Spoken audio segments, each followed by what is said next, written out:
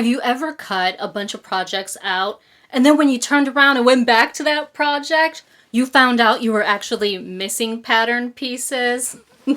Well, I've definitely done that. So let me show you how I keep my projects straight.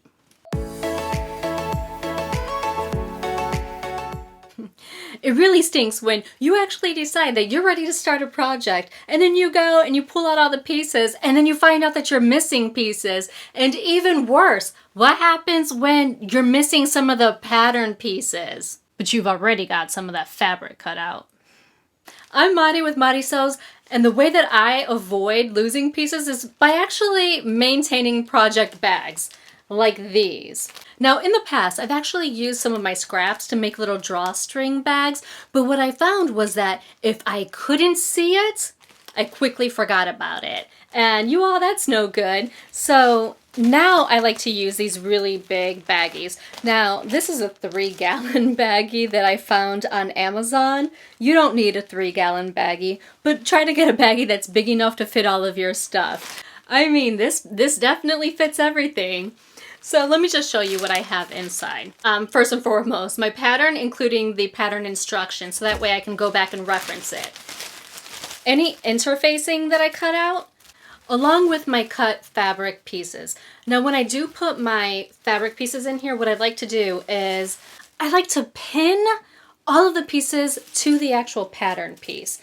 So for example, this waistband right here, it's pinned together. I've got my pattern piece here, and then I do have my fabric, and this fabric's already interfaced on that side. So that's just a really nice way to keep everything together. And I do that with as many of the pieces as possible. A couple of other things that I might actually put in this would be thread. If I'm using a special thread, it's definitely going to make its way down into this bag. Also, if you have any leftover scrap fabric and you think that you might have to recut a piece or two, I like to put that in a smaller baggie and then I'll insert it in here. I put it into another smaller baggie just so that I know that that's not any of my pattern pieces. I don't want to unfold my scraps and sit there and wonder, oh my gosh, is this something that I'm supposed to be sewing up or not? So try to keep them separate that way. I also have 2 baggies here for Project Dress-A-Girl. Now let's just kind of go through this one because there's a little something extra in this one. So this baggie actually has the Thoughtful Creativity dress that I'm making for Project Dress-A-Girl. And you can get the pattern as well as a free tutorial from Elisa over at Thoughtful Creativity here, and I'll also link to her in the description box below. And so I printed out that front page here because it has all of the bias, tape measurements, it has the ruffle measurements, all of that good stuff is on here, but it also has a little notes section. And here I actually shortened the ruffle. So I made a note on that here so that way I wouldn't forget what I actually did. You can see here all of my fabric is actually pinned together. So there's no chance of losing that.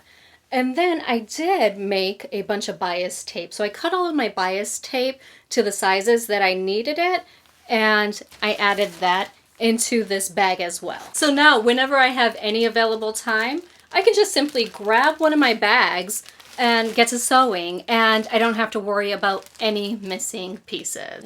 These baggies are especially useful when you've got a lot of projects going on, if you're sewing quickly, if you're batch sewing and you have to stop somewhere. This is a really great idea for that.